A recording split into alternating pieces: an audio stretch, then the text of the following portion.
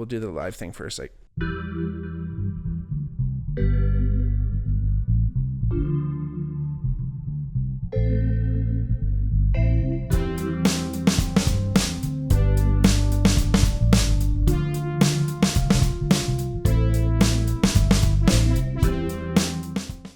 Hey everybody, welcome back to the podcast. I'm your host, Bigmark, here with my wonderful producer who's usually behind the camera, Christian Aubin. My brother, man. Thank you for having me on this side of the camera for once. Hey, absolutely, What's up, man? I know we talked about a while trying to get you over here, and you know you're such a big part of everything, and you're the one that's doing all the editing, behind the scenes, getting the videos ready, and getting them up there, and you're the man. Team effort, man. Absolutely.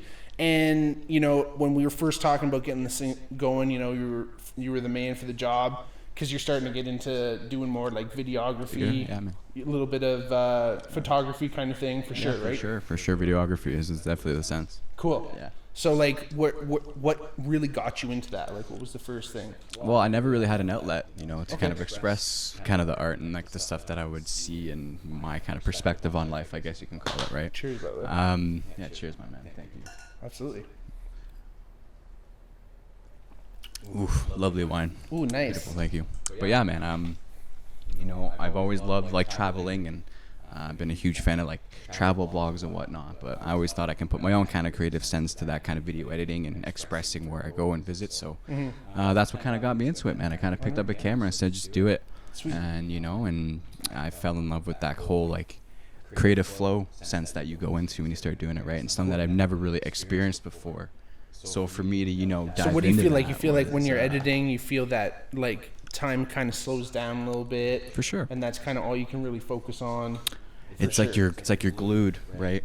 I mean, I'm sure you can relate when it comes to playing an instrument or in a band, right? You just kind of get in that rhythm, I guess you can call it, but it's really flow, right? sure. And you just get in that state, and hours can go by, and you're just looking back at what you did and being proud of what it is and realizing, you know, half my day just went by, but it was surreal in that whole moment, right? You're creating. It's a surreal moment. Right. For sure. Right. It's awesome, man. And I think, you know, we've mentioned before on the podcast too, it's so important to have that outlet, like have something that's really gonna, you know, just be that outlet, because, you know, we all need some kind of like creative expression. 100%. Right. And you know, we got Jack Williams behind the camera helping us out. Yeah. What's up, Jack? Hey, yo, what's up, everyone? He's been on the Shout show out by, before. You Jack. guys remember him? He's a painter in Hamilton. He's getting into that. He's an artist. He's you know, working his way into it, and he's learning his craft, and he's honing his craft, and He's killing it, man. Check him kind of out. doing the same thing, but with a different medium. Sure. I think everybody's got their own way of expressing it, and for me it's visual, for sure. And Super cool. because I've learned, obviously I have a biased opinion because I took that route and wanted to try it out.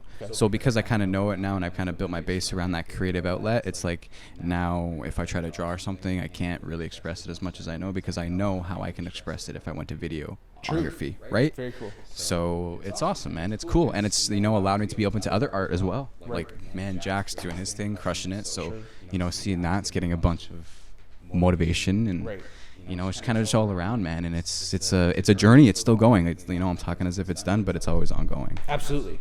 Well, yeah, we can always be learning. That's the beautiful thing with art too, right? You can find something that you can constantly continue to grow at, and you can continue to hone your craft and get better and better.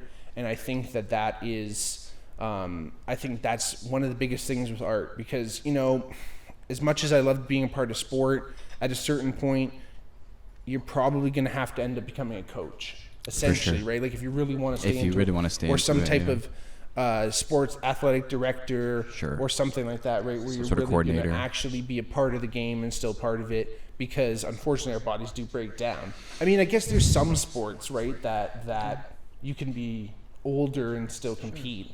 Right. But those are few and far between. And I even feel like sports in that sense is like a different way to express a kind of creative, right? For sure. And it's like nothing really, like people don't really bring it up as a topic, but like just you can tell by every player has their way. They either have a ritual in a sense, but when you play you can tell like some guys just stand out. It's like that's the way of expressing themselves as a person, is by taking everything they got and throwing it on the field, right? Oh my gosh, for sure. Awesome, man. And like even as a coach, I feel too, you can kind of like when you step back and now you're in you're in almost a different realm of sport, different dimension where you're really looking at the whole system, right? The whole play, at the game as a whole, where I feel like, I mean, 100%. not that as athletes we don't all see that whole thing happen as well, but like I feel more so that obviously as a coach you have to really feel that, and even if you look at like a whole season, it can have ebbs and flows to it and stuff too, right? 100%. But yeah, it's definitely, sports can so much be that artistic outlet. And I remember I loved playing basketball and that was one of the biggest reasons, and I still love playing it and playing pickup, because I find, Michael Scott said this, but I've heard this before, that like football is more like rock and roll. It's kind of like hard, heavy metal, crash, boom, bang. And basketball is more like jazz, right? Where you're kind of dribbling, and it's a little bit more like, shoot it, boom, bah, like kind of thing. 100%. And it's more like, it's more free flowing. It has structure, like you can run set plays and stuff. But there's still moments where you can really shine and let your own athletic ability. Right. And also you can relate to when I say this, but you can definitely go into flow state when you're playing a sport. Absolutely. Without a doubt. It's like slow-mo. I've gone into so many situations like that, man, where time just stops. Well, that's why I was wondering, because the only times I've felt that flow state, and I've said this before, is on the court and on stage. And it's usually between other people. And sometimes it happens like when I'm playing alone, like because I've played on stage by myself as well as singing and playing guitar. You can definitely have that flow state, but that's why I was kind of wondering about that with the videography and even with the painting too, Jack. Like you guys are kind of more solo with it, where with music, especially like either being a bass player or a drummer, both those you kind of need other people to even really do your thing. And like that, I always find that super fascinating. I was just thinking about that today. Like individual sports has such a different feel than team sports, like different values, different, your whole mindset is so different. Training and everything. Like, even if you're like a skier or like a swimmer, like your name is up there. It's not like the Hamilton Hurricanes or like whatever the Western Mustangs. Yeah, the Beefs. It's not like not that you can hide behind that, but it becomes another part of your identity, and you can kind of project your identity onto that team. Whereas like when you're a individual athlete, it literally says like Christian Aubin fucking third place or whatever. Right. And like you have to see that happening. Like I threw shot put one year in high school, and I actually ended up going really far randomly, but it was just pure like 6'7", don't know how we went far randomly. Yeah, but well, it was just like brute strength. Like that's why, because I was strong enough, and no technique, and like I won cities, got second in like regionals, in Golden Horseshoe, like G-Hack it's called, got second, and then went to like the Ontario semifinals kind of thing. Sick. And just got my ass handed to me by guys that were like serious, had pennies, like had the proper shoes on. Like we're definitely part of like track and field clubs. Yeah. And I was a schmelt. I felt like such a schmelt. And I was like, but I knew going into it was totally fun. It was grade 12. I was like, I'm just going to play a bunch of sports and have fun because it's my last year. Why not? And why not throw a shot put? One of my buddies did it too, and it was tons of fun. But that whole individual just mindset is so out of my wheelhouse. Because then after that, I went right back into football too, right? And that's like the ultimate team sport.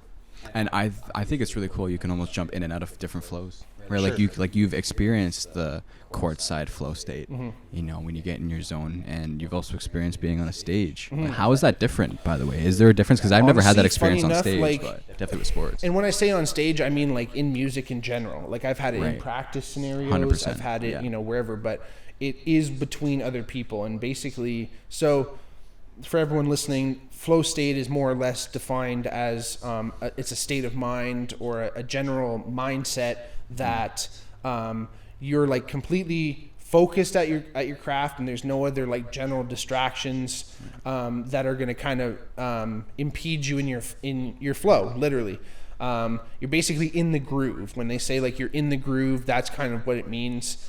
And things Nothing tend else to kind of matters. feel slow-mo. Yeah. Your vision kind of focuses. Basically, that is the flow state. So, and I'm sure it can happen from time to time, but if you never experienced it, something, maybe to look up, and maybe if you read into it, you might say, oh yeah, I felt that at one point or whatever. Right. But again, it's very common in sports, where essentially you've practiced so much. It's, I think I can't remember what the exact state was, the exact quote, but it was like flow state is like when discipline meets creativity.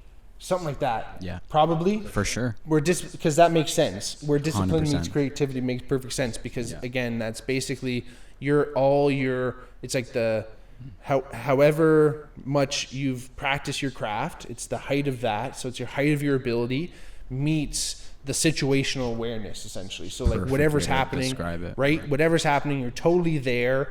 And like in basketball, for instance, you're making passes. Again, the hallmark thing for flow state is that you feel like everything is like in slow motion. For sure. Everything's just one, right? Like time just not there. Totally, which is super cool. So cool. And that's like kind of is like a little bit of like a intermediate psychedelic state.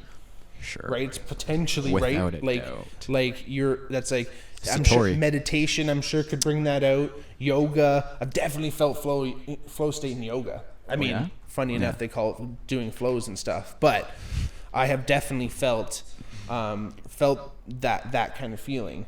But on stage, when it comes to music, it's like you kind of feel like someone else is playing the music, which is even more of like a psychedelic state, because it's essentially like an out-of-body experience.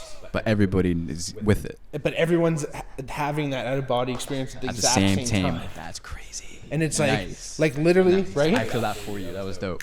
Literally, it's like, That was I awesome. can't, like, it's like, wow, who's playing that? This is a cool little song or whatever. Right. And you're like, oh shit, that's me.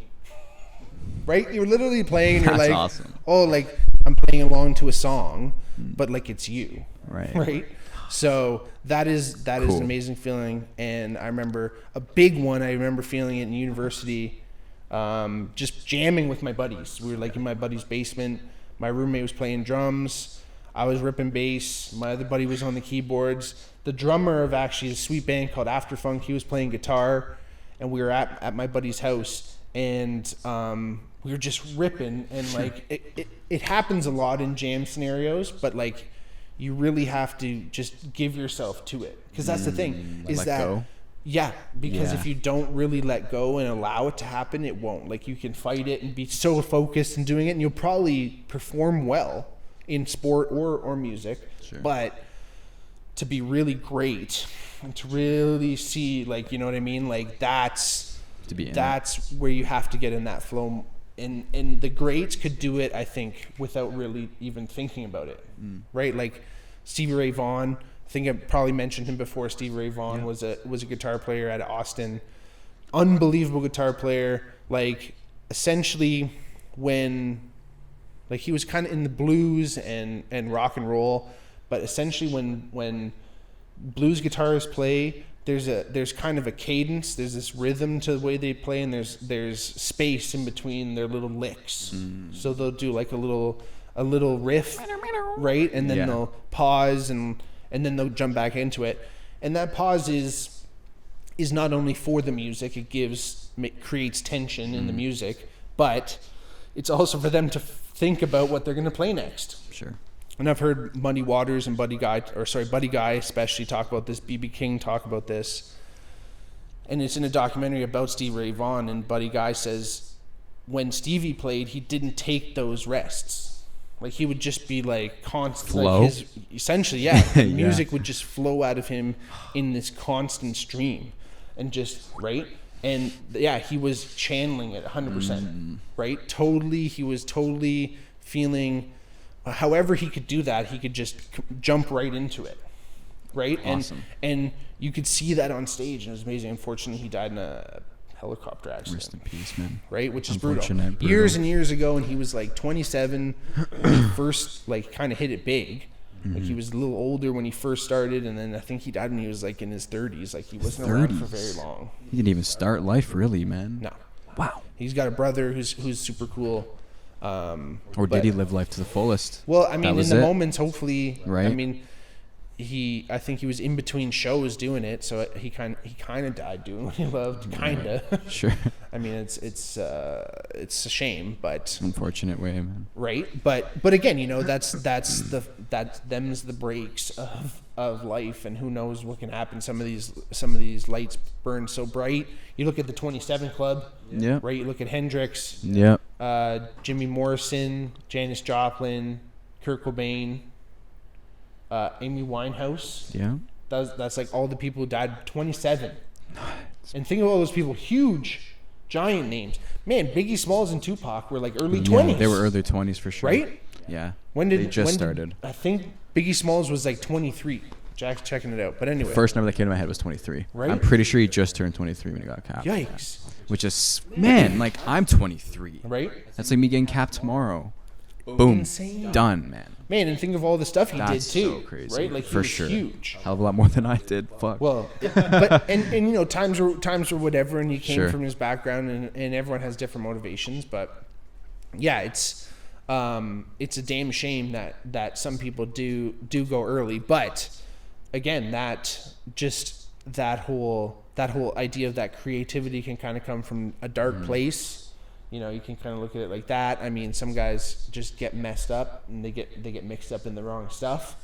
You know, because some of those people died of drugs. You know, obviously, you know, Biggie and Tupac got murdered, which is like, you know, who knows what could happen with that. But West Coast, East Coast. Yeah, I mean, yeah, and their own problems. That's a sad state of affairs for sure. I mean, sure. You know, I was such a Biggie fan growing up, and you know, I loved West Coast and stuff, but I never was like hating on it.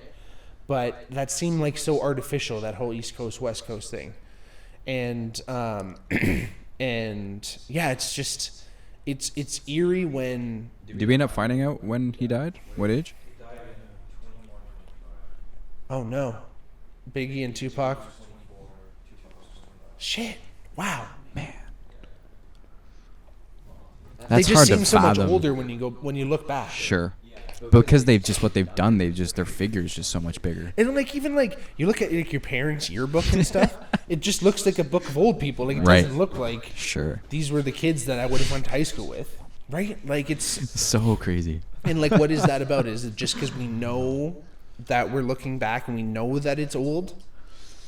So we know like our mind just cannot not picture the fact that this is from 1970 whatever, this is from 1980 whatever.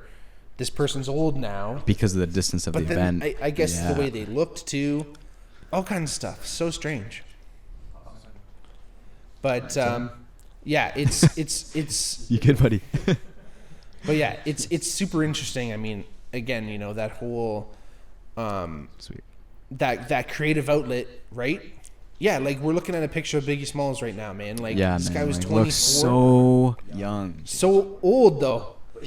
Right. Like maybe wisdom-wise too. Well, that's the aged. thing. He pulls up a wax figure. Oh, that's a bad one. Shut a Niagara on the lake. Yeah, damn straight. That's at Ripley's. That was straight That's up Ripley's Museum. Believe it or not, how bad this fucking wax figure is, my guy. but it took 4 candles and tried to make a face out of Biggie. Yes, for real, bro. That's like a just spray painted it. That's ugly. Anyway, poor guy.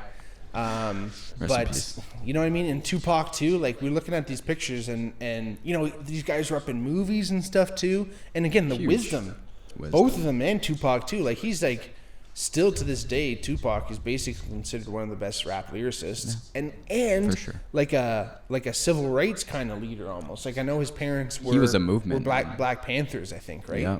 So he was educated, man. Like he knew what was going on, and he was trying to put it in his lyrics. And some of his beats were whack. As a personal thing, I think some of his beats were whack because he was just had so many lyrics that he just wanted to get it out. Just get us pump as much out as he Biggie, can. I think whoever was producing him took it a little bit more.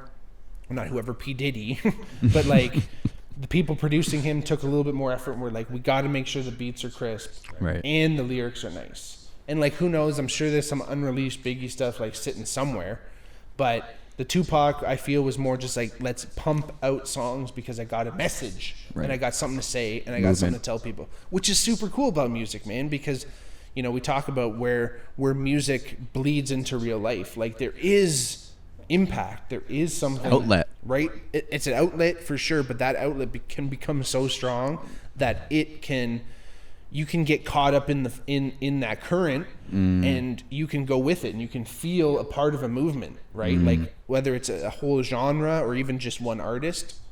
You know, you look back at guys like Sam Cooke back in the 60s, and like, he got murdered because he was involved with the civil rights movement, and there's a lot of shady shit going on, and he was trying to become a famous person because he knew it, once you get this platform, you can become a voice, and you can start potentially making a difference, which, you know, it's interesting, because I guess that's really what it is you become a celebrity in essence. And in our culture, celebrities, like, we listen to them like for I guess many reasons, but we idolize them. Everything's respected enough For sure. that, oh, this person sold this many records, or this person was in this sweet movie or whatever, got an award, let's listen to what they have to say. Right. And some people don't have anything to say. Right.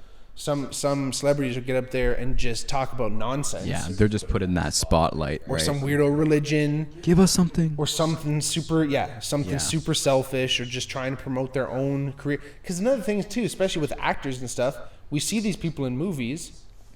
There's no guarantee they're anything like these characters they're playing. Heck no. Right? In most cases, they're nothing like these characters were. But there's this weird. I was listening to this unbelievable book called Fantasyland, and it talked about like a 500-year history of the United States, and basically they went time ago and just through many different avenues are in this like fantasy world where everything is like not really real, but it's like this, like these like double truths and stuff that's like, oh, we're number one, but we're not number one. Like America is like the worst at so much stuff, but they think that they're the best. Right. Or like, Ego. you know, we're this puritanical country and we're super clean and stuff, even though they have like crazy MTV shows and like, you know, all the stuff that's like considered more dark and like, you know, the dark arts, as Theo Von would say, that stuff exists, but yet Disney exists, right? Talks a lot about Disney kind of thing. And like, you know, this is the Disneyfication of everything. And P.T. Barnum, that whole thing with P.T. Barnum was doing all the circuses and stuff, and he was just like a sham, just a big liar, just always making up shit. Like there was nothing like that. Anything that he did was like this big like show, but people loved it because it was entertaining, right? So anyway, this whole fantasy idea like totally bleeds into this whole thing where we see these celebrities and we can simultaneously see them on screen and think that they're this one person, and then see them as the celebrity actor, real person that they are, and hold them in some kind of weird like equality. Connection. Yeah. Right. Which is super strange. Right? So, but within that mix too, you have like musicians and stuff, and celebrities and and like famous artists and like authors and stuff, where maybe they actually did something, and that's what we're respecting. And maybe those are the people that we should be listening to, and then professors and stuff, but they're just not as famous, quote unquote, in our culture. Right. But again, it's like this weird mix of these famous people. Some of them have something to say, and then some of them are just like... And like some are weighed more based on status. Sure. Just like how you were saying, like, oh, this person's more famous than that person. Yep. And it's almost weird because it's almost like they weigh their word or their saying based off of their status, how important and how much more meaning it has. Which, what? Right. Like, it's like perfect example, the Kardashians. 100%. Right? Man. Perfect example. Because 100%. they're super famous, and they're basically famous for being famous. Right. Right. And everyone's listening to them. Like, they could all write books right now and people would buy them. Sure. Everything they do, people follow. Right. And, like, some of it's, like, ironic or Like, whatever. people- It's ironic, but, like, like, you're people still need people watching to sure. Yeah. And it's like almost like people need people to look up to. Even doesn't matter what they're doing, as long as they have a role model that has a bunch of following. But and that's It's what like a that's what I mean rightness. about that. About there's something that they're channeling. You know, For sure, they're in their own something about zone somehow. It's Yeah. maybe it's not the best thing, but it's being channeled, and that's the thing is that these people. Sometimes we talked about getting swept up in that current. That sometimes that current is moving in the right direction, and sometimes it's just It's going not. down some weird dead end that doesn't really Botox. push things forward. It just kind of like everything stagnates, and that's the people that are probably going to get pushed are these people that just keep the status quo, Right. because it's like you know, we're not going to allow any progression, so let's just like keep pumping this like Whatever. completely meaningless, Right. vapid kind of like whatever, because it's just going to keep people distracted, Right. Eyes on me, do a backflip. right? Making shit up. Right? And Right. meanwhile, again, there's artists and there's poets and there's all these people that made huge differences and like these are the people that make huge differences in history. Yeah. And you know, that's like Bill Hicks said, we kill those people, unfortunately, but those are the people trying to tell us to say, hey, you know, there's a difference, there's another way, and we can continue to progress forward. Unfortunately, we're going to have to Leave some slough stuff off behind. some stuff, Yeah. leave some stuff behind. But again, the people who are running the show don't want to leave anything behind. Right. And then that's a big issue. Well, that's the problem. Right. But that's that whole where if you have your own artistic or your own outlet, it doesn't necessarily have to be particularly artistic, but it's nice because you can kind of create some art maybe that can last and can be. But whether it's flying a plane, you know, Right. doing like a little hobby, you know, making wood. Yeah. Right. Potting, art. pottery. You know, exactly. Anything. Yeah. Building houses even. Like, Yeah, whatever you're doing. for sure. Shout you out can Steve. make it. Yeah, absolutely. Right. And that's the thing is that, you know, we talked about, I think Jack and I, did we talk about that whole craftsman, artist? And Maybe topped on so, it, yeah. yeah. So a laborer is someone who works with their hands. A craftsman is someone who works with their hands and their head. And an artist is someone who works with their hands, their head, and their heart. And their heart, yeah. And then, but all those are all three different ways you can still express yourself. Yep. Right? But again, if you can find something that you can do that it involves those three things, and that heart, that's that emotion, that's that, you know, you wanna have that, again, you wanna have that outlet, you wanna be able to I don't know what would be the word, like, I don't want to say purge because that sounds pretty heavy duty, but like when we're saying outlet, what exactly is coming out of that outlet? Release. Yeah, but what are we, you know what I mean? Like, Sure. I'm trying to just nail it down. Like, what are we actually releasing? Is it tension? Maybe just getting away from everyday life, like a sense of, you know, like escapism, what you and Jack talked about in your podcast. Or is it that creativity does, Just penetrates through everything else. but it needs to travel through, like it needs to be channeled through something, right? And You need to express. that. If that creativity exists in the universe, and we're constantly battling against it by saying, Sure. "Oh, I'm no good. Like, I can't draw. I can't Right. do this. I can't do that."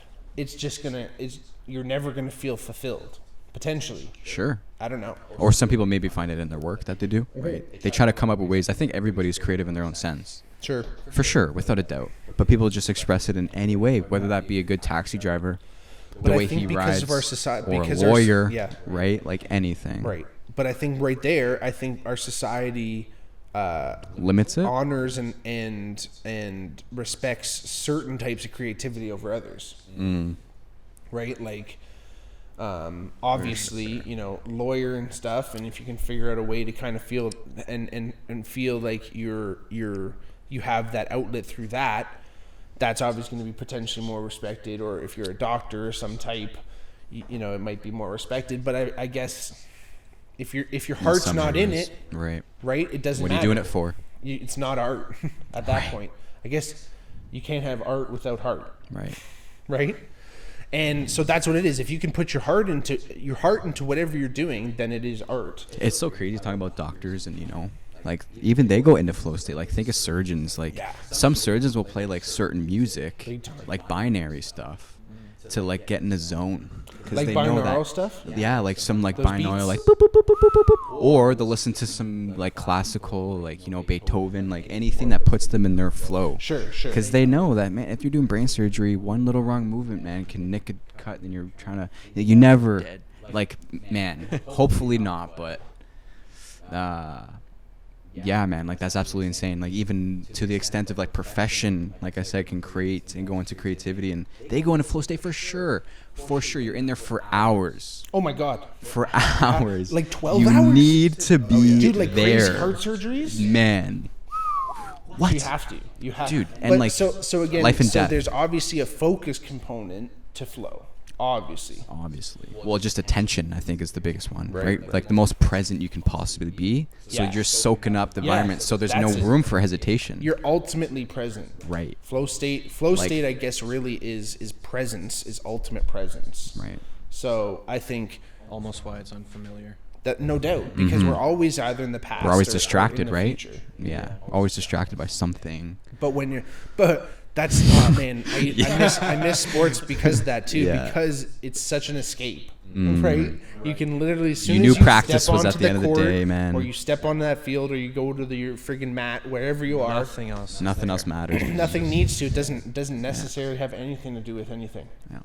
And I remember growing up, going through all kinds of crazy shit, and like as soon as you step on the court, everything's Gucci, everything's feeling good, you know. Like I remember going through like the worst shit and like still stepping on the court and feeling like, oh man, you know, now everything's okay. Yep. Like now finally I'm back, and you know, and it's also just like, I know again, exactly what you're talking about. It's a microcosm, right? Sports is this microcosm where nothing else really does matter. It is whatever's happening in the game. And the game itself can be so stressful. Like, don't get me wrong. Like, I've been in so many situations in games where it's so stressful. Sure. But it's still within the game. And then once the game's over, that stress doesn't usually carry over. Mm-hmm. Usually. Right? Man, no, for sure. I used to love it, man. I played basketball and football, so like I always had that.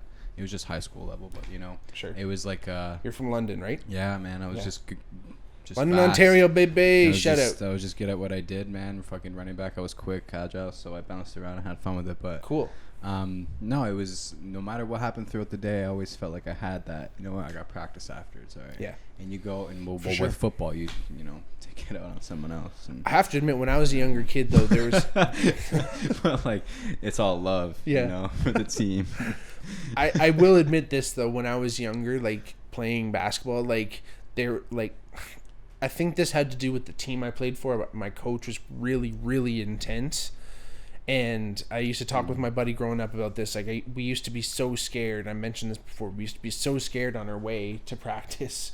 Like, oh man, like our buddy's dad used to pick us up. He would have the same radio station on, and these same songs, even to this day, just every time I hear them, it's like, oh man, really? It's going down. Right. And again, you know, we were like literally like grade 6, 7, 8. Running crazy sprints, right. Like doing stuff that's like, come on, man. Like this guy, our coach used to be in the CFL, and he basically just ran our team like a football team. Right. Like we were doing ladder drill, we're doing friggin' stuff with medicine ball. I think I mentioned this before, but once I fell in love with sports in general, and I think, you know, my dad was an amazing athlete, super involved in the basketball community in Hamilton. Football, everything, really, really good. Like everyone that was older, like knew who I was because of my dad, like all this stuff, right? Right. And you know, he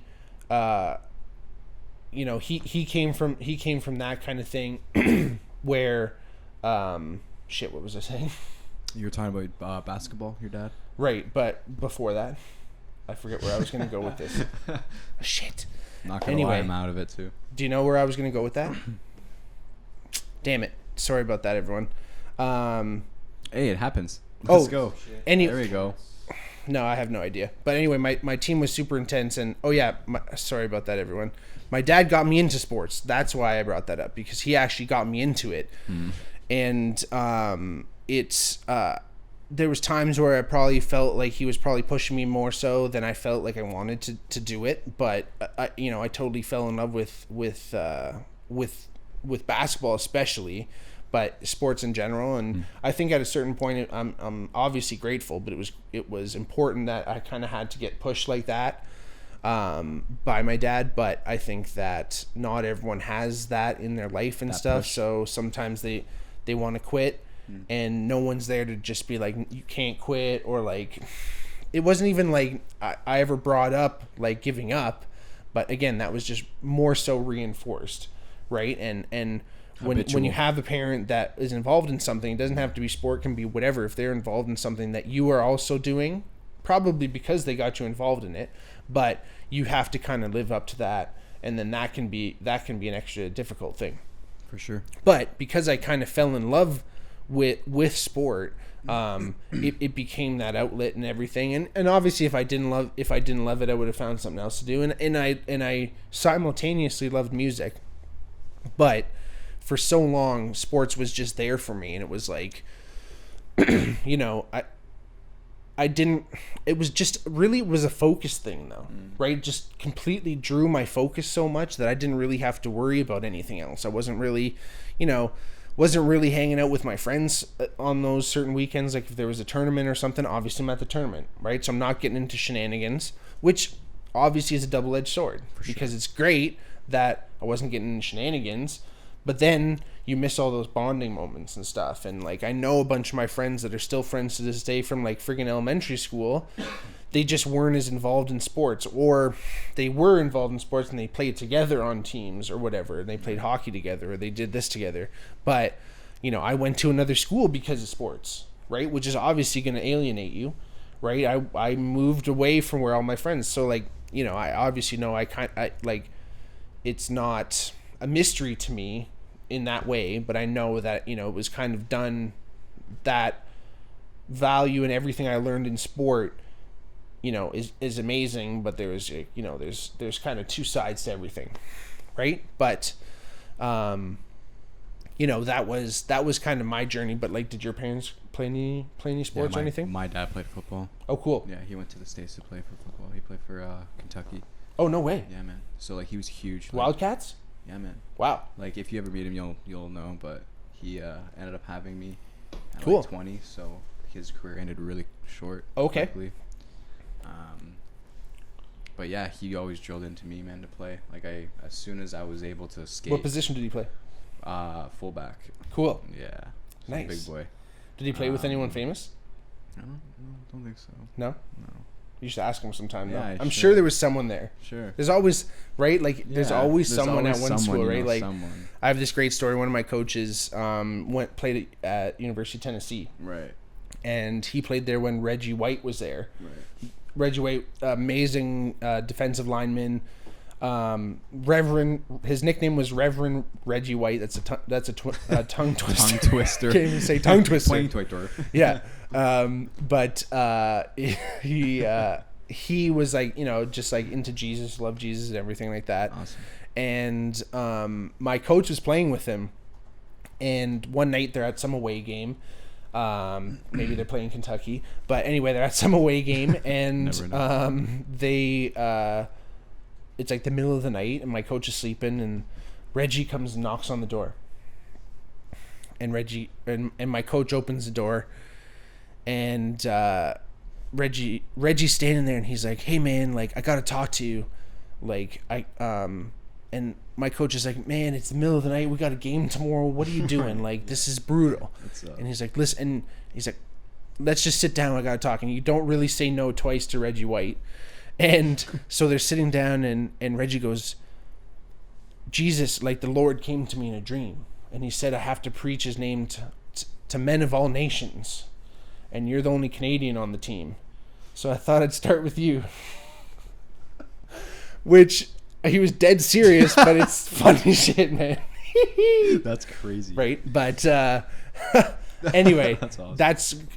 But someone, usually if you went down the stage, you probably played with someone sick. Even I friggin' played with Tyler Varga, who ended up playing in the NFL for a year. Nuts, man. Before he got he got conked, and they tried to give him some crazy drugs, and he was like, I'm out ski. But he's smart enough that he'll be fine. Shout out Tyler Varga. He's going to cure type 2 diabetes or something. He's smart as a whip. Yeah. That's sick. Killer. Sweet. Anyway, some guys have it all, I guess.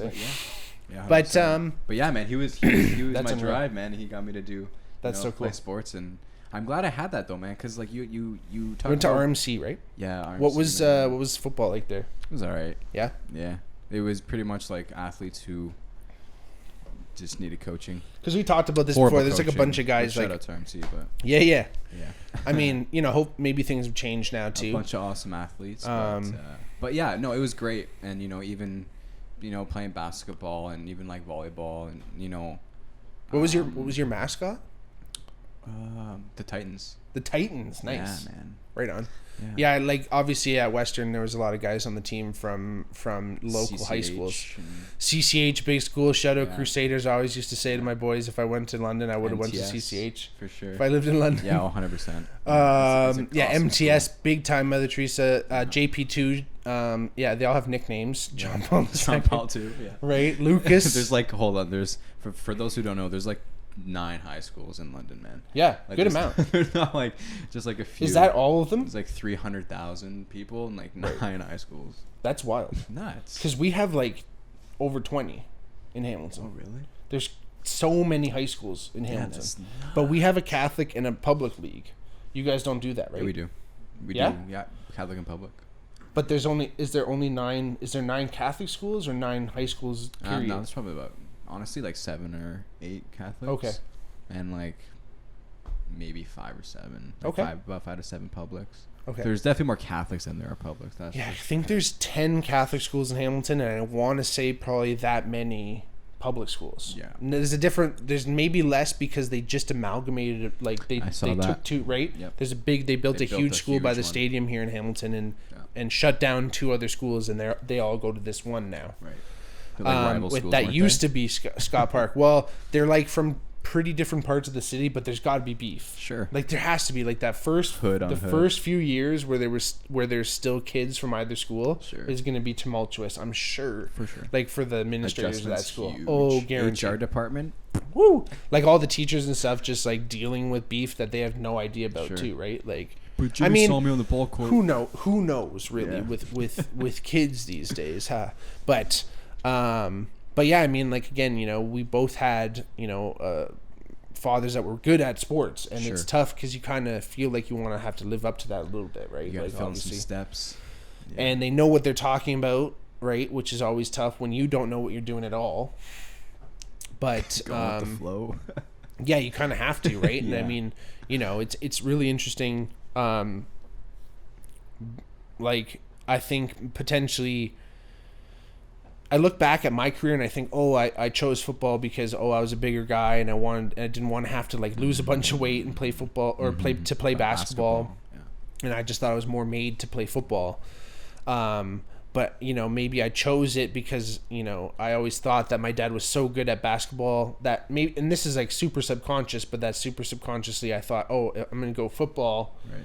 Because I'm always trying to do this more for basketball. Maybe it's more for my dad. I want to try and do something for me, but that would have been super subconscious. That's only me looking back at things and analyzing. Right. I did not think of that at the time. Right. At the time I was choosing it because I thought it was more like the easy route. Sure. Again, that was totally me at the time.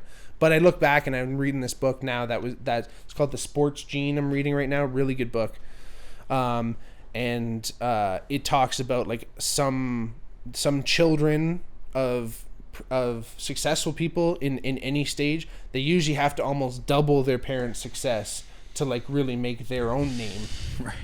Right. You know what I mean? Like think about like there's so many people that are like famous. Like you're either again like a lot of athletes that we know that are famous that had a parent that was also in the show. Like again, look at Steph Curry. Sure. Del Curry was good, but he wasn't like sick. Right. So that gives you a little bit more room for Steph Curry to grow. To fix your mistakes. if you're Bronny, you're gonna have to be so good. You will have to be so good. To for anyone not to compare you to your dad anymore, and that's impossible. And it's crazy because if you look at like how social media views it as well, they for sure they make it as almost of like, yo, like why isn't he this good? Or if he's not like 6'5" and slamming by the time he's in grade 9, they're like, will he make it? Right. Right. Like because his pops came out of grade 12. Sick. Right. That's the craziest thing, man. You know, so it's just crazy how that can, you know, make it seem like they need to double the steps and fill in those footsteps, and if not, like, you know, make a bigger step and a bigger impact. But I think that's also cool though, is that, you know, it almost also opens the door for, you know, the children of those athletes to explore other things too, right? Mm-hmm. Obviously, because to become that good of an athlete, you really have to only focus on that. Right. And I think that sometimes people that are close to that, you don't even necessarily have to be the child of that athlete. Even if you're just close to that athlete, you can kind of go, okay, do I really want to have to give up my whole life for this? Or do I choose otherwise? Right. Or what do I really want to give my life up for? Right. You know what I mean? And I think both those things are super crucial. Well, like you even look at like the parents aspect, right, for the child. If like the child doesn't follow suit of what the parents like mastercraft was and trying to be a better version of it, it's like, oh, your child failed. Right. In a sense, like there's almost that like look down upon sense of it, like, oh, like you're not as good, and they're like, wow, good try. Well, again, that's what I mean. Like it's such a big, you created, the bar is so high that it's so much harder to overcome. 100% for sure. 100%. Yeah, I was just thinking though, like you mentioned before about those binaural beats, like the surgeons, right? Like thinking about that, like focus. We were talking about flow and like being in the present and all that stuff, right? And I think that super cool to hear that. Like I never heard that about surgeons potentially doing that, because again, it just focuses you. And even like the Mozart too, right? It's all that music, it's all those frequencies and everything, because, you know, like obviously pulls you in. Right.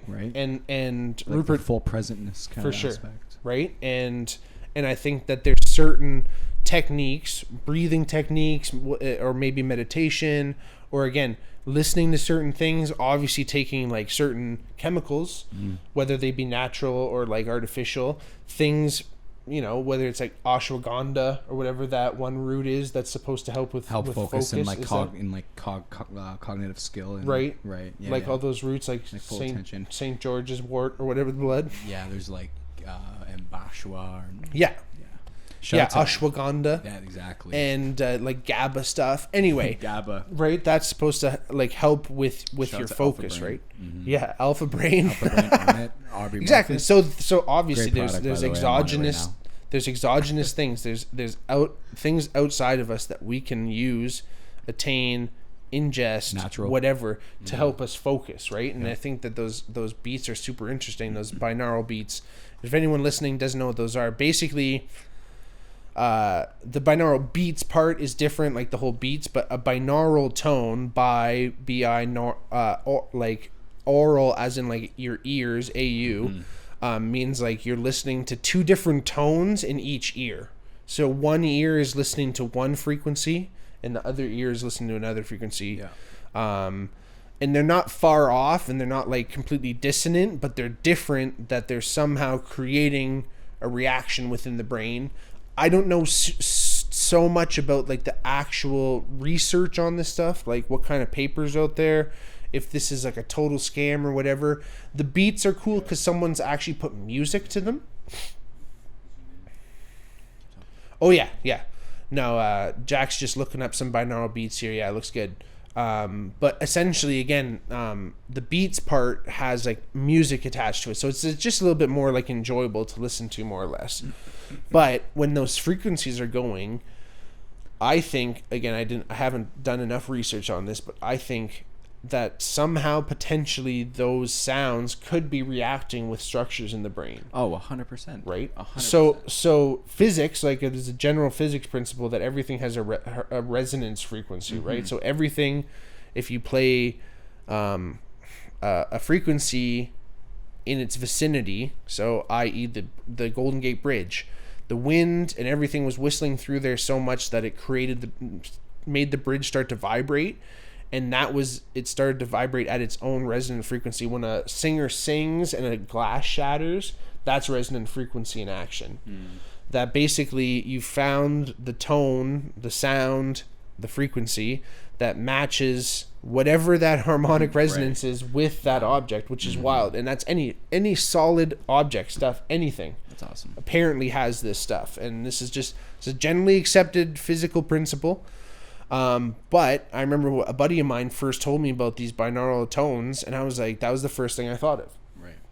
Is that what if, and who knows who's making these things, if it's just some dude like with a friggin' Logic, like just having fun, right? Or it's like someone actually somehow figured out, or even like chakra stuff. Each chakra has its own like tone associated with it. I think it goes by hertz, right? Yeah. So and that's how you measure tone. Hertz and all that stuff. So I feel like I listen to 528 hertz, and it definitely resonates with what you said about having to do with different structures of the brain, like the tone. Okay. Dr. Joe Dispenza, I love him. He talks a lot about that kind of thing. And cool. He talks about it in correlation to like meditating and breathing. But what it does is it gets you to that point in that frequency where it vibrates your brain to such a state where you're able to just like go everything kind of sense. Cool. So, and it's crazy because everything's kind of like a pulsation if you think about it, like your heartbeat. Right. Like it's like a constant ticking of like a on and off kind of thing. So it's like using those binaural thing as well for like for that surgeon or getting that flow state. It's almost like it's tapping into like another channel by having that certain hertz, right? Well, and again, if it is vibrating with that certain frequency, acoustic resonance is the actual thing what we're talking about when things are shattering. Yeah, thank you, Jack. But like again, if there's a part of the brain, or even if it's like certain neurons, because there's certain neurochemicals in the bloodstream, potentially those are being vibrated. It might not only exist in the brain, right? It could be affecting other parts of the body, right? That again, who knows? Or even exciting certain neurons that then again just create this cascading effect, because that's essentially how your central nervous system works, right? Yeah. Is this kind of cascading system that as soon as it reaches a certain action potential, as soon as it reaches that threshold, things just kind of go, right? So again, who knows? Super interesting stuff. Was kind of all the rage a few years ago.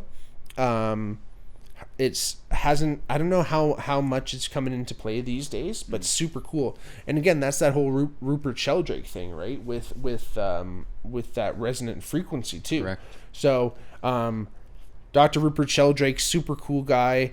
I think he's been involved with some recent controversy, but he's written books a lot about it's relatively controversial because again it's just going against mainstream science, and again he's kind of questioning certain things and just kind of saying, okay, listen, we're making a lot of assumptions based on a lot of older ideas. Let's just revisit certain things and certain laws of science that maybe when they were created, still left some gaps. Because even again, science is set up that most of the stuff you come up with are theories.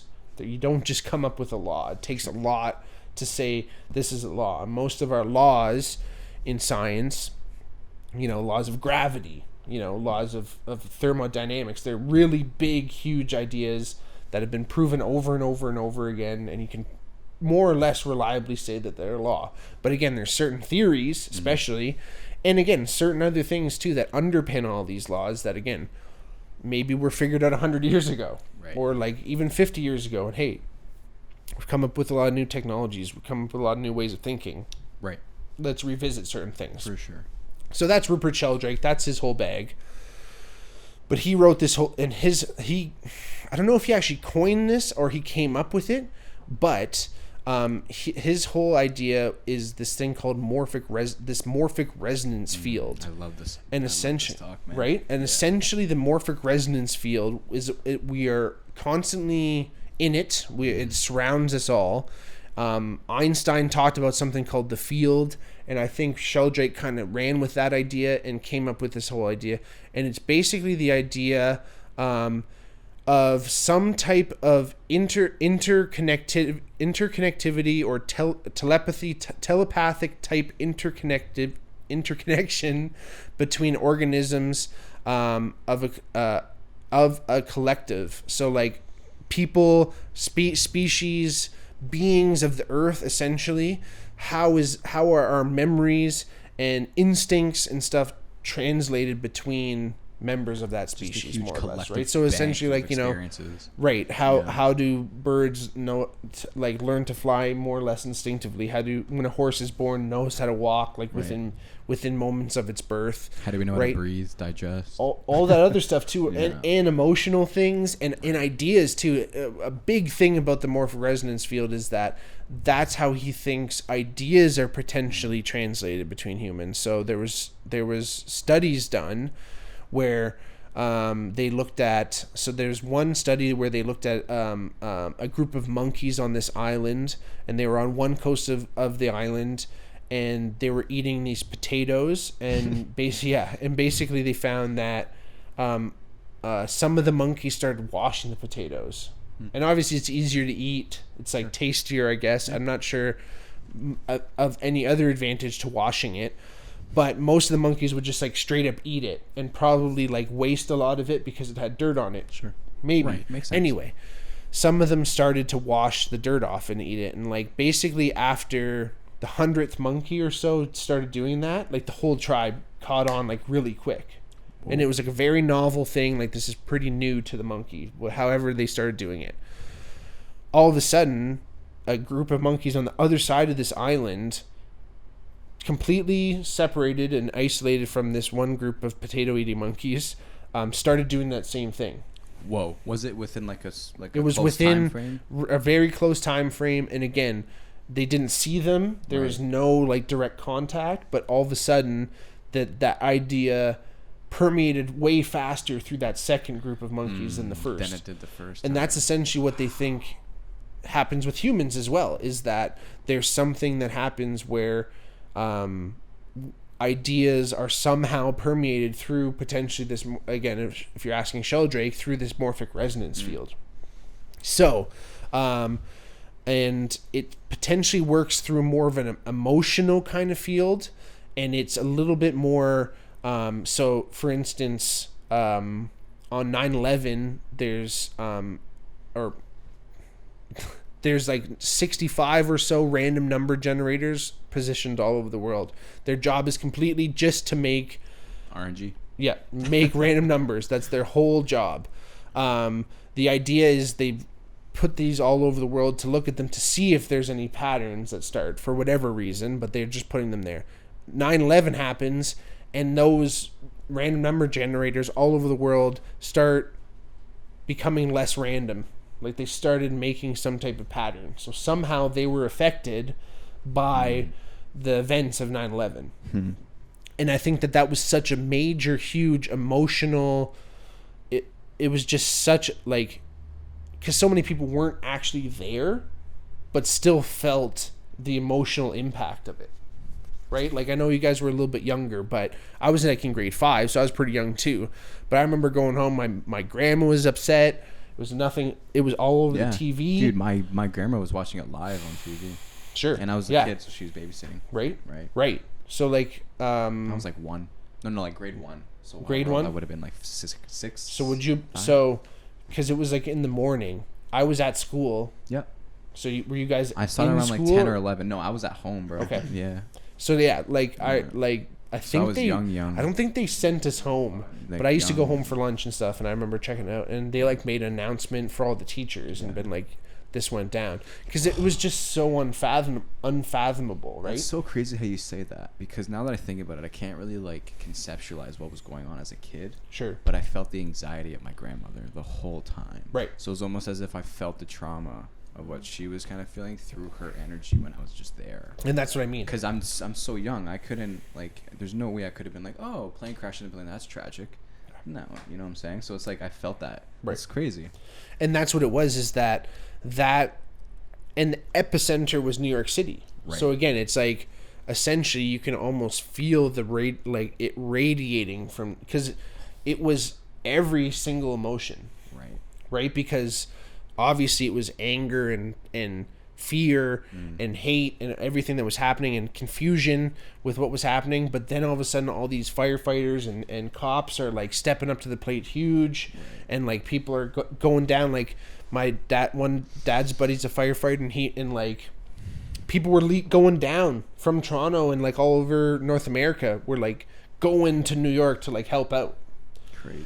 And like, again, it was just such a big emotional event on top of obviously the physical aspect of it. But so that somehow affected these machines, right? Which you'd think like, what the hell, like, what is this? But again, so essentially there could be this field that exists and that permeates and exists between you and I and everyone in this universe. Between you and me. Yeah. That's how we're connected, right? And it talks about, and that kind of adds to like essentially like potentially if string theory and those aspects of string theory and interconnectivity are true, like why wouldn't that necessarily be the case, right? Because what are thoughts essentially, right? Our thoughts, the electrical impulses that are happening in our brain between our neurons, and if they are, that means that's energy that exists within the universe. And why would it be confined to our skulls? Right? Because there's an electromagnetic pulse that comes off our heart every beat. It's a pulsation, man. Every beat you could device. Yeah. So maybe there's a lot of other things that are happening that we can't necessarily see or measure, but they make huge differences, right? Like there's evidence. They have done some studies at this Heart Math Institute that my brain is interpreting your heartbeat right now. So because of that electromagnetic pulse that's generated each time your heart beats, because like your heart's a muscle. Yeah. When it beats, it releases a certain amount of electrical energy, and that comes out as this electromagnetic pulse. Same as the one that surrounds the Earth, but it comes out, and some part of my brain is intercepting that, and I can understand and feel that somehow. But it's super like, this is obviously all subconscious, and this is potentially some people can tap into that more, but that is the interconnectivity. And that's been the thing that sucks so much about this whole thing, like all summer and everything, is that we can't be with people, and you can't really get a read off people. You can't actually feel a person unless you're with them, like not even seeing them. Like, yeah, we do Zooms and stuff, and we get to see people that way, literally see people, but you need to be like in presence of someone. If anything, I think this new era is showing how important, the importance behind being around people is. Like, so important. Sure, you can do 100 FaceTimes, but you can feel it's just not the same, right? Well, you've heard me say it before. I think for a few years now, probably since the early 2000s, I think as a culture we just kept making more and more steps to individualization. More individual culture, more customization. These are my shoes. I Nike ID'd them. No one else has them. I did it on my own. Yeah. They're mine. Like no one. This is the only thing that exists. I'm the only person in the world to have it. Yeah. My own identity. I've changed it. I've altered it. I've sculpted it and forged it, and now I'm presenting it to you. Like that whole thing is all this it puts you on an island. At the end of the day, it puts you on this island that you can't help but go. All of a sudden, when you actually need help or you need to look to others, because we're a species that is cooperative, as soon as you actually need to look at others, you realize you've only alienated yourself with all the curation and all the every little move you made. You've only alienated yourself. And again, we talk about finding what you want to do and express yourself and that outlet and everything. Yeah, that has an individual aspect to it. But when we're talking about essentially tapping into something that's bigger, that channeling that we were talking about earlier might be this morphic resonance thing that we're talking about too. Right. If that is something much bigger than the self, and you have to be humble and you have to give yourself up to that big time. That's the only way that that's going to work. But again, some people on the outside look at this and they look at singers, they look at people and go, "Oh, look how egotistical they are. They must be narcissist." Oh, they have, because they want to put themselves out there. No, they're brave and they're doing what we all really do want to do a little bit in some way. Yeah, there's more introverted people that might go, "I don't want to have anything to do with that." Yeah. But we all want to be recognized. Sure. Everyone wants to be recognized for what we do. The limelight. Right? Mm-hmm. Even if it doesn't even necessarily have to be the limelight. Again, we just want to be recognized by the people we want to be recognized by, really. They don't even have to be necessarily famous. They could just be like people that we want to impress. But that's what our culture has stepped to for the past couple decades probably.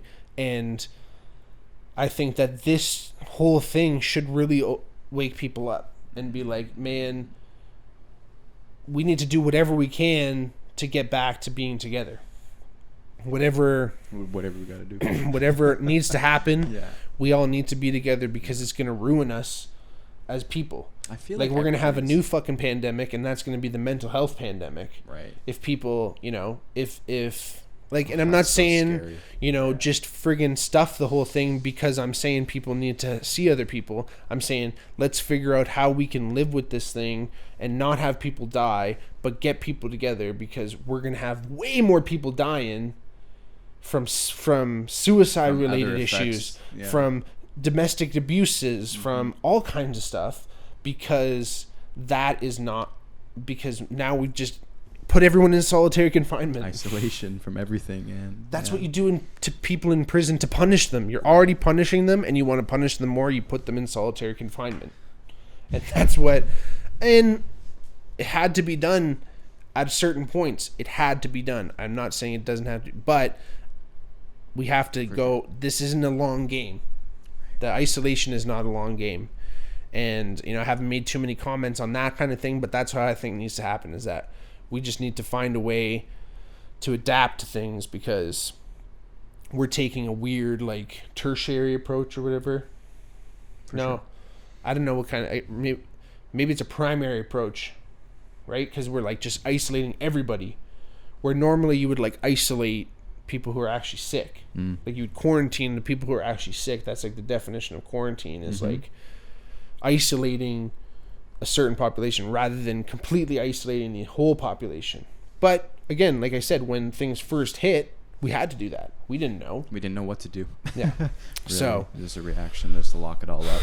But again, the whole consequences of not being able to see people, and even just not even just physical contact, again, just being in the room, because if we have that ability to sense other people, and like that's the whole thing, like you said with your grandmother, like we sense other people's emotions as much as we like to own our own emotions.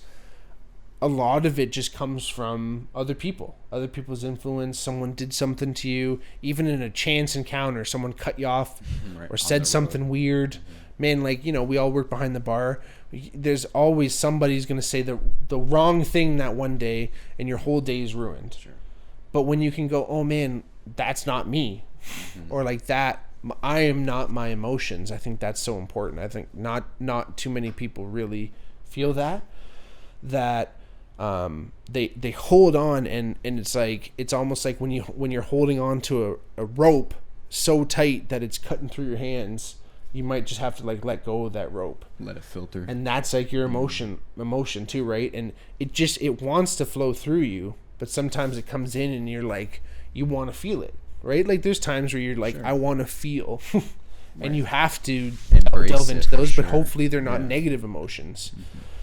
But again, I think we get caught up one way or another. Sometimes we do get caught up in those negative emotions, and people go, what the hell? I've said it once, and I'll keep saying it again. That time when I was in my class and we were going in that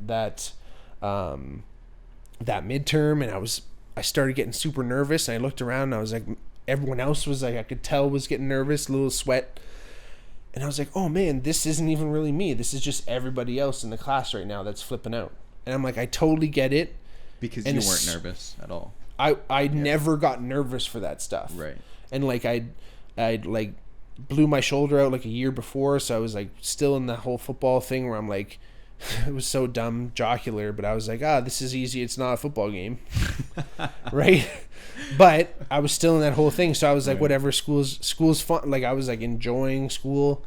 But I was nervous. And I'm like, what the, and it was a class I really enjoyed, and I knew I was going to do fine in, but I was still nervous. And I just looked around and I was like, oh man, this is everyone else, you know? And I told that to my friends too. I'm like, is everyone nervous? And they're like, oh man, like, what are we going to do? Mm-hmm. And like, it was like, oh, we got to do 3 full essays in an hour and a half or whatever. So it was like, it was hefty. It was hefty for sure. But, again, it's kind of like, once you do acknowledge that it's coming from external, it passes through you. It flows through you. But again, that has to come. And there's times where you're so overwhelmed that it's really hard to step outside. And it is stepping outside yourself for a second. Not everyone has that ability for sure. But I think that it comes with practice. And again, it was a perspective thing. Like my whole mindset about football and stuff, that's a perspective thing. Right? Where I'm looking at it going like, oh, this is not as bad as this. Right? And we can all find something in our life. We can look at something else, whether it's in, another person's example, or in some type of literature, or in research, something. You can look to other things and go, wow, it's not as bad as this, or look at how rough some other people have it. My life's pretty good. And I think a lot of people can look to that and say, and I feel bad for the people who can't, but I'm sure somewhere in life you can look and go, oh man, I don't have it as bad. And if you have food and a place to sleep and a roof over your head, you're doing much better than a lot of people. So there's a lot of people out there that you can find that, and you can look and you can go, man, this isn't me. Right? But our culture doesn't necessarily allow us to do that so much too, right? It's kind of more, it promotes that individualist culture, right? Again, it's win. Me. Number one is going to get the gold. Right. We celebrate individuals. Second place is first loser. But we are all human, right? And we're all in this race, and there's some people that are falling way behind. And I think we can all help. And it might not necessarily be a one-on-one, super intense, hands-on help thing.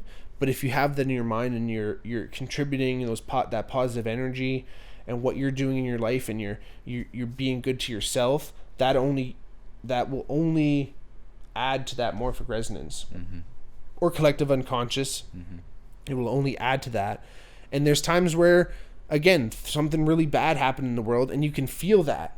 You can feel that whole thing. You can feel that shift.